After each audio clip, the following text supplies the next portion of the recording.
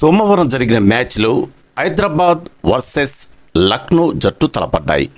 ఈ మ్యాచ్లో లక్నో జట్టుపై ఏకంగా 6 వికెట్ల తేడాతో గ్రాండ్ విక్టరీ కొట్టింది హైదరాబాద్. ఈ దెబ్బకు ప్లే ఆఫ్ రేస్ నుంచి లక్నో తప్పుకుంది. ఇక ఈ మ్యాచ్లో ఓ అరుదైన సంఘటన జరిగింది. 59 పరుగులు చేసిన అభిషేక్ శర్మను అవుట్ చేసిన అనంతరం లక్నో స్పిన్నర్ దిగ్విజయ్ రెచ్చగొట్టాడు. పెలివేన్కు వెళుతున్న అభిషేక్ శర్మను గెలికి మరీ తన్నించుకున్నాడు. సిగ్నేచర్ సెలబ్రేషన్ చేసుకుంటూనే వెళ్ళిపో అంటూ అభిషేక్ శర్మను గెలికాడు. దీంతో గ్రౌండ్ వదిలి వెళుతున్న అభిషేక్ శర్మ మళ్ళీ దిగ్విజయ్ దగ్గరికి వచ్చి వార్నింగ్ ఇచ్చే ప్రయత్నం చేశారు. దీంతో అక్కడే ఉన్న లక్నో ప్లేయర్స్ అందరూ ఇద్దరిని సముదాయించారు. అనంతరం అక్కడి నుంచి అభిషేక్ శర్మ వెళ్ళిపోయారు.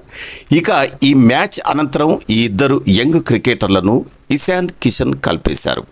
దీంతో గొడవ సద్దుమణిగింది. అయితే అభిషేక్ శర్మను అన్నందుకు దిగ్విజయ్ను ట్రోలింగ్ చేస్తున్నారు ఎస్ఆర్హెచ్ అభిమానులు.